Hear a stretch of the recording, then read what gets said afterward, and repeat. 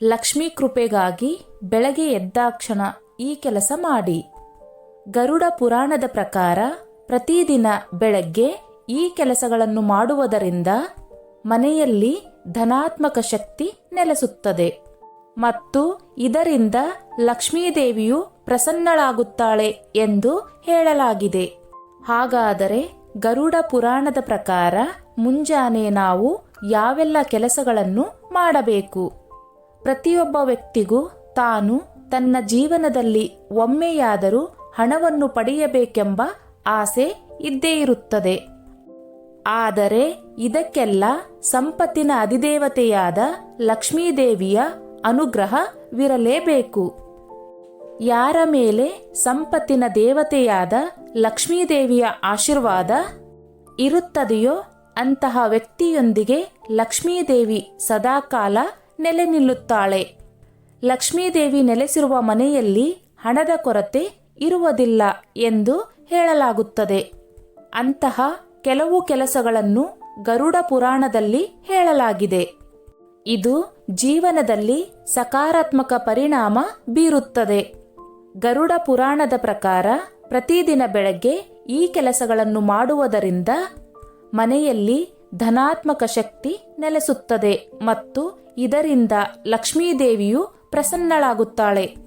ಇದರೊಂದಿಗೆ ಮನೆಯ ರೋಗಗಳು ಮತ್ತು ದೋಷಗಳು ದೂರವಾಗುತ್ತವೆ ಹಾಗೂ ಸಂತೋಷ ಮತ್ತು ಸಮೃದ್ಧಿ ಬರುತ್ತದೆ. ಈ ಕಾರ್ಯಗಳನ್ನು ಪ್ರತಿದಿನ ಮುಂಜಾನೆ ಮಾಡಿ. 1.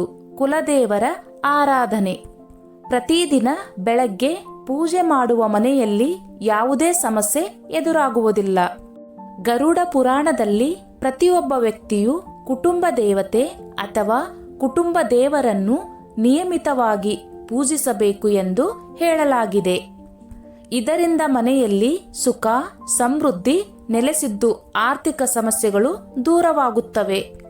ಮುಂಜಾನೆ ಎದ್ದು ಶುಚಿಯಾದ ಬಳಿಕ ನೀವು ಕುಲದೇವರನ್ನು ಪೂಜಿಸಬೇಕು. 2. ಸ್ನಾನದ ನಂತರ ಆಹಾರವನ್ನು ತಯಾರಿಸಿ. ಗರುಡ ಪುರಾಣದ ಪ್ರಕಾರ ಅಡುಗೆ ಮನೆಯನ್ನು ಹಿಂದೂ ಧರ್ಮದಲ್ಲಿ ಅತ್ಯಂತ ಪವಿತ್ರ ಸ್ಥಳವೆಂದು ಪರಿಗಣಿಸಲಾಗಿದೆ. ಅದಕ್ಕೆ ಬೆಳಗ್ಗೆ ಸ್ನಾನ ಮಾಡಿದ ನಂತರವೇ ಅಡುಗೆ ಮನೆ ಪ್ರವೇಶಿಸಿ ಆಹಾರ ತಯಾರಿಸಿ. ಇದರೊಂದಿಗೆ ಅಡುಗೆ ಮಾಡುವ ಮೊದಲು ಅಡುಗೆ ಮನೆಯನ್ನು ಪೂಜಿಸಿ ಮತ್ತು ಯಾವುದೇ ಅಡುಗೆ ಮಾಡಿದರೂ ಅಂದರೆ ಸಾತ್ವಿಕ ಆಹಾರವನ್ನು ಭೋಗವಾಗಿ ಅರ್ಪಿಸಿ. ಇದರೊಂದಿಗೆ ಲಕ್ಷ್ಮೀದೇವಿಯ ಆಶೀರ್ವಾದ ಸದಾ ನಿಮ್ಮ ಮನೆಯಲ್ಲಿರುತ್ತದೆ. 3. ನಿಯಮಿತವಾಗಿ ಈ ಕೆಲಸ ಮಾಡಿ. ಗರುಡ ಪುರಾಣದ ಪ್ರಕಾರ ಮನೆಯ ದೇವಾಲಯದಲ್ಲಿರುವ ದೇವತೆಗಳನ್ನು ನಿಯಮಿತವಾಗಿ ಪೂಜಿಸಬೇಕು. ಭಾನುವಾರ ಹೊರತುಪಡಿಸಿ ತುಳಸಿ ಗಿಡಕ್ಕೆ ನೀರನ್ನು ಅರ್ಪಿಸಬೇಕು ಮತ್ತು ಧಾರ್ಮಿಕ ಗ್ರಂಥಗಳನ್ನು ಪಠಿಸಬೇಕು. ಇದು ಜೀವನದಲ್ಲಿ ಸಕಾರಾತ್ಮಕತೆಯನ್ನು ತರುತ್ತದೆ. 4. ಹಸು ಮತ್ತು ನಾಯಿಗೆ ಆಹಾರ ನೀಡಿ.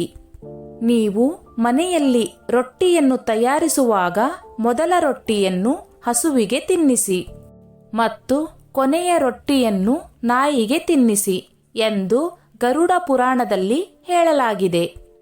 ಇದರಿಂದ ಮನೆಯಲ್ಲಿ ಲಕ್ಷ್ಮೀದೇವಿಯ ಜೊತೆಗೆ ಶನಿದೇವನ ಕೃಪೆಯೂ ಇರುತ್ತದೆ. ಗರುಡ ಪುರಾಣದಲ್ಲಿನ ಉಲ್ಲೇಖದ ಪ್ರಕಾರ ನಾವು ಮುಂಜಾನೆ ಎದ್ದಾಕ್ಷಣ ಈ ಕೆಲಸಗಳನ್ನು ಮಾಡುವುದರಿಂದ ಲಕ್ಷ್ಮೀದೇವಿಯ ಅನುಗ್ರಹ ಪ್ರಾಪ್ತವಾಗುತ್ತದೆ.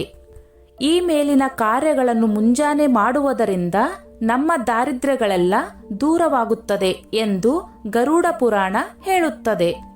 ನಿಮಗೂ ಲಕ್ಷ್ಮೀದೇವಿಯ ಆಶೀರ್ವಾದ ಬೇಕೆನಿಸಿದರೆ ಈ ಮೇಲಿನ ಕೆಲಸಗಳನ್ನು ತಪ್ಪದೆ ಮಾಡಿ. ಸ್ನೇಹಿತರೆ, ಈ ನನ್ನ ಮಾಹಿತಿ ನಿಮಗೆ ಇಷ್ಟವಾಗಿದ್ದಲ್ಲಿ ದಯವಿಟ್ಟು ಶೇರ್ ಮಾಡಿ, ಲೈಕ್ ಮಾಡಿ ಮತ್ತು ಸಬ್ಸ್ಕ್ರೈಬ್ ಮಾಡಿ.